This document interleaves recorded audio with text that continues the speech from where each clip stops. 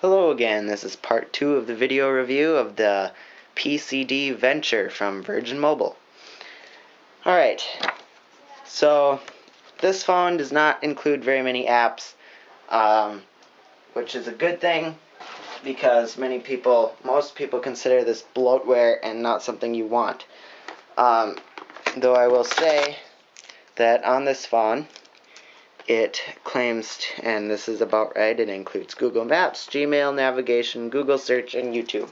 So handy apps that are Google apps and not a bad thing.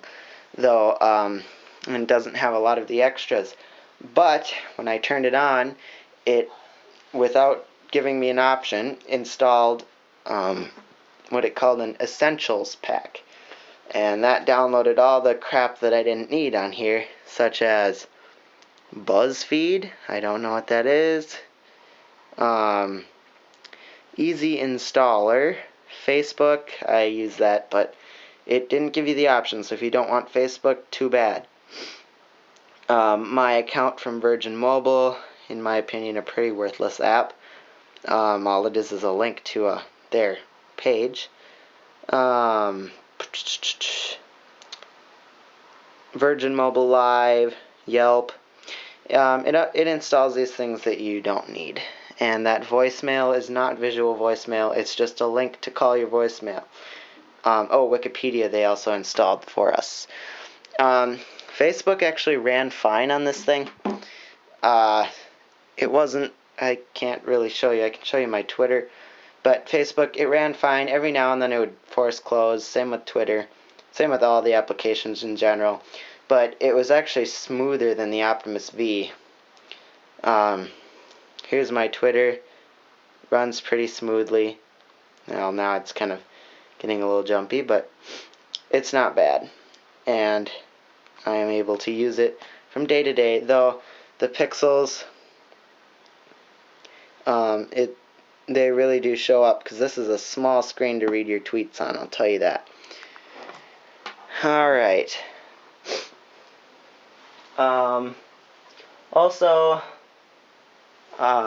This phone is the first Virgin Mobile phone to come with Sprint ID. Probably called Virgin Mobile ID, but I don't know. Sprint ID is a thing where you can customize your phone with a certain pack. So here's the Essentials pack it downloaded. You can get new ID packs. They are basically packs that you can change anytime, and they customize your phone completely with apps specifically for it. So an example is, let's look at featured. Green, or socially connected.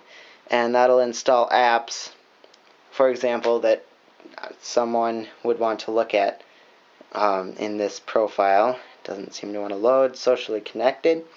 I'm guessing it'll download Facebook, Twitter, and stuff like that. And it also changes the arrangement of your apps and everything, but you can always change back by just swiping through your themes here. I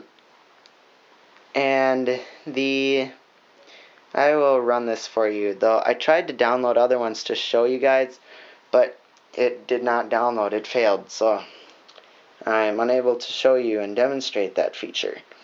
Here you can see it changed the layout of these. It would have changed my wallpaper had it been different. It put all these on the second page that weren't there before, and stuff like that. So it changes your ringtones, your wallpaper, all that. And now I can go back to my original one, and you can see I'm back to my settings here. And another thing is, suppose you want to see a speed test. Let's load that up. Even though I'm not in the ideal place to do a speed test, and this really does vary on your location. So anything that happens here, don't plan on it being replicated. It changes time of day, anything. So here I'm going to run this. And Yeah, can you see it now? Not blurred. Alright, well, it's about 300. There we go. 330. 370. That's not very fast at all. Usually I expect about 800 here, where I'm at. And then upload's pretty decent. Usually I get about 600, so I guess it's right on par. And we'll exit out of that. I swear there was something else. I'll just talk about some more issues I've had with this phone. It had frequent launcher crashes, which means the whole screen has to reload, just the home screen, so it basically blacks out. And then also I've had service loss issues till restart, so I lost service, couldn't get it back till I restarted the phone. That's pretty unusual. And then also, one time it was on, so it would take seconds if it even decided to respond when I pressed the unlock lock button. So, not sure what that's about. It works now after I restarted it, but that's that. And then another thing, the headphone jack did not work at all. Tried plugging in multiple different kinds of headphones and using different apps. No luck. It always just ignored that the headphone was plugged in, and it played it through the loudspeaker on the phone. So I'm not sure if I have a defective model or what, but that's definitely no good. Also, the camera and the SD card I need to mention. The camera, my SD card, ever since the first day I had this, and yes, I've tried putting it in, taking it out, putting it in harder, taking it out. It just didn't work. The camera I cannot use, I cannot demonstrate for you, or the camcorder, because it doesn't think I have an SD card in, and I'm not able to help that. But it is a very simple camera, and when it did work, pictures were very crappy quality, so don't count on using this as a camera. Lighting was just bad. The camera flash, not very bright at all, didn't do much at all. But this camera, the colors are terrible. I mean, everything's bad about it pretty much, and it uses the standard Android app for the camera.